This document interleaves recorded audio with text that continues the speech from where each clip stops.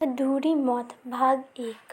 मेरे दिल ने जो मांगा मिल गया, जो भी कुछ चाहा मिला। शीतल उस हिल स्टेशन के होटल के कमरे में खुद ब खुद गुनगुना रही थी। क्या बात है सीतू, बहुत खुश नजर आ रही हो। अनल उसके पास आकर कंधे पर हाथ रखते हुए बोला। हाँ अनल, मैं आज बहुत खुश हूँ। तुम मुझे मेरे मनपसंद के हिल स्टेशन पर जो ले आए हो, मेरे लिए तो यह सब एक सपने के जैसा था। पिताजी एक फैक्ट्री में छोटा मोटा काम करते थे। ऊपर से हम 6 भाई बहन, न खाने का अता पता होता था, न पहनने के लिए ढंग के कपड़े थे। किसी तरह सरकारी स्कूल में इंटर तक पढ़ पाए। हम लोगों को स्कूल से वजीफे के पैसे मिल जाते थे। उन्हीं पैसों से कपड़े वगैरह खरीद लेते थे। एक बार पिताजी कोई सामान लाए थे। जिस कागज़ में सामान था, उसी में इस पर्वतीय स्थल के बारे में लिखा था। तभी से यहाँ आने की दिली इच्छा थी मेरी, और आज यहाँ पर आ गई। शीतल होटल के कमरे की बड़ी सी खिड़की के कांच से बाहर बनते बादलों को देखते हुए बोली। क्यों पिछली बातों को याद करके अपने दिल को छोटा करती हो जीतू? जो बीत गया वो भूत था। आज के बारे में सोचो और भविष्य की योजना बनाओ। वर्तमान में जियो। अनल शीतल के गालों पर थपथपाते हुए बोला। बिल्कुल ठीक है अनल, हमारी शादी को 9 महीने हो गए, और इन 9 महीनों में तुमने अपने बिजनेस के बारे में इतना सिखा पढ़ा दिया है कि तुम्हारे मैनेजर से सारी रिपोर्ट कंस्ट्रक्ट भी कर देती हूँ, हिसाब किताब भी देख लेती हूँ। हाँ सीतू, यह सब तो तुम्हें संभालना ही था। 5 साल पहले माँ की मौत के बाद पिताजी इतने टूट गए थे कि उन्हें पैरालिसिस हो गया। कंपनी से जुड़े 100 परिवारों को सहारा देने वाले खुद दूसरे के सहारे के मोहताज हो गए। नौकरों के भरोसे पिताजी की सेहत गिरती जा रही थी। तुम नहीं थी, इसीलिए पिताजी का बोझ तुम पर न डालकर तुम्हें बिजनेस में ट्रेन करना ज़्यादा उचित समझा। पिताजी के साथ मेरे लगातार रहने के कारण उनकी सेहत में काफ़ी अच्छी हो गई। हालांकि बोल अब भी नहीं पाते। मैं चाहता हूँ कि इस हिल स्टेशन से हम एक निशानी लेकर जाएं, जो हमारे अपने लिए और उसके दादा के लिए जीने का सहारा बने। अनल शीतल के पीछे खड़ा था। वह दोनों हाथों का हार बनाकर गले में डालते हुए बोला। बस अब तो बातें बाद में करेंगे, अभी तो 7 दिन हैं, खूब मौके मिलेंगे। शीतल बोली। अगली सुबह अनल ने कहा, देखो आज 5 विजिटिंग पॉइंट पर चलना है। 9 बजे टैक्सी आ जाएगी। हम यहाँ से नाश्ता करके निकलेंगे। लंच किसी सुटेबल पॉइंट पर कर लेंगे। हाँ मैं तैयार होती हूँ, शीतल बोली।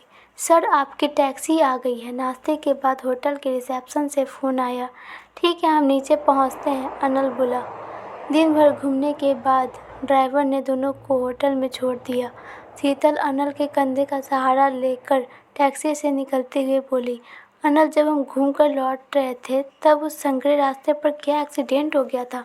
ट्रैफिक जाम था। तुम देखने भी तो उतरे थे। एक टैक्सी वाले से एक बुजुर्ग को हल्की सी चोट लग गई।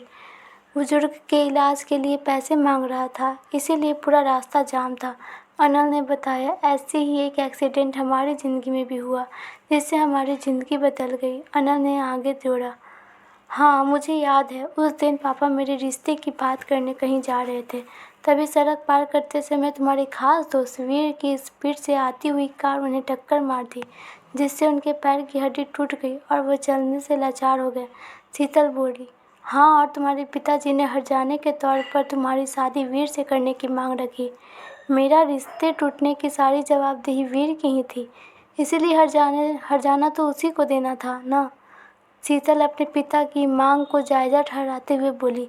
वीर तो बेचारा पहले से ही शादीशुदा था, वह कैसे कर सकता था शादी। मेरी मम्मी की मौत के बाद वीर की मां ने मुझे बहुत संभाला, और पिताजी को पैरालिसिस होने के बाद तो वह मेरे लिए मां से भी बढ़कर थी। कई मौक़ों पर उन्होंने मुझे वीर से ज़्यादा प्राथमिकता दी। उस परिवार को मुसीबत से बचाने के लिए ही मैं तुमसे शादी की। मेरे बिजनेस की पोजीशन को देखते हुए कोई भी पैसे वाली लड़की मुझे मिल जाती, मैं किसी गरीब घर की लड़की से शादी करने के पक्ष में था, ताकि वह पिताजी की देखभाल कर सके। मतलब तुम्हें नौकरानी चाहिए थी, जो बीवी की तरह सेवा कर सके। शीतल के स्वर में कुछ कड़वाहटपन थे। बड़े बुजुर्गों के मुंह से सुना था, जोड़ियां स्वर्ग में बनती हैं, मगर हमारी जोड़ियां सड़क पर बनी। लेकिन मुझे तुमसे कोई शिकायत नहीं है। मैंने पिछले 9 महीनों में एक नई शीतल कर दी है जो मेरे बिजनेस हैंडल कर सकती है। बस एक ख्वाहिश और है जिसे तुम पूरा कर सकती हो। अनल हसरत भरी निगाहों से शीतल की तरफ देखते हुए बोला। अनल पहाड़ों पर चढ़ने उतरने के कारण बदन दर्द से टूट रहा था। कोई पेन किलर लेकर आराम से सोते हैं। वैसे भी सुबह 4 बजे उठना पड़ेगा सनराइज पॉइंट जाने के लिए। यहाँ सूर्योदय 5:30 बजे हो जाती है। शीतल सपाट मगर चुभने वाले लहजे में बोली। अनल अपना सा मुंह लेकर बिस्तर में दुबक गया। अगली सुबह ड्राइवर आया तो शीतल ने उससे बोला, ड्राइवर भैया आज ऐसी जगह ले चलो जो एकदम अलग सा एहसास देता। जी मैडम, यहाँ से 20 किलोमीटर दूर है इस टूरिस्ट प्लेस की सबसे ऊंची जगह। वहाँ से आप सारा शहर भी देख सकते हैं। करीब 1000 फीट की ऊंचाई पर स्थित है। वहाँ पर आप टेंट लगाकर कैंपिंग भी कर सकते हैं। यहाँ टेंट में रात को रुकने का अपना ही रोमांच है। वहाँ आपको डिस्टर्ब करने के लिए कोई नहीं होगा। ड्राइवर ने उस जगह के बारे में बताया। और लोग भी तो होंगे वहाँ पर? अनल ने पूछा। सामान्यतः भीड़ वाले समय में 2 टेंटों के बीच लगभग 100 मीटर की दूरी रखी जाती है। आपकी इच्छा अनुसार आपका टेंट नो डिस्टर्ब वाले जोन में लगा देंगे, ड्राइवर ने बताया। चलो ना अनल, ऐसी जगह तुम्हारी इच्छा भी पूरी हो जाएगी, शीतल जोर देते हुए बोली। चलो भैया, आज उसी टेंट में रुकते हैं, अनल खुश होते हुए बोला। लगभग 1 घंटे बाद वह लोग उस जगह पर पहुंच गए। साहब, यहाँ से लगभग 1 किलोमीटर आपको एक संगरे रास्ते से चढ़ाई करनी है, ड्राइवर गाड़ी पार्किंग में लगाते हुए बोला। धन्यवाद दोस्तों। अगर आपको ये कहानी अच्छी लगी तो वीडियो को लाइक कीजिए, हमारे चैनल को सब्सक्राइब कीजिए और जानिए कि अधूरी मौत कैसे हुई। अनल की अधूरी मौत, क्या हुआ था अनल के साथ, देखने के लिए इस चैनल को सब्सक्राइब कर दें और बेल आइकन को भी क्लिक कर दें। पार्ट 2 वीडियो कल आएगी हमारे चैनल पे, उसको देखने के लिए हमारे चैनल बेल आइकन को क्लिक कर दीजिए ताकि हम कोई भी वीडियो डालें तो उसका पहला नोटिफिकेशन आपके पास पहुंचे। तो मिलते हैं पार्ट 2 वीडियो में।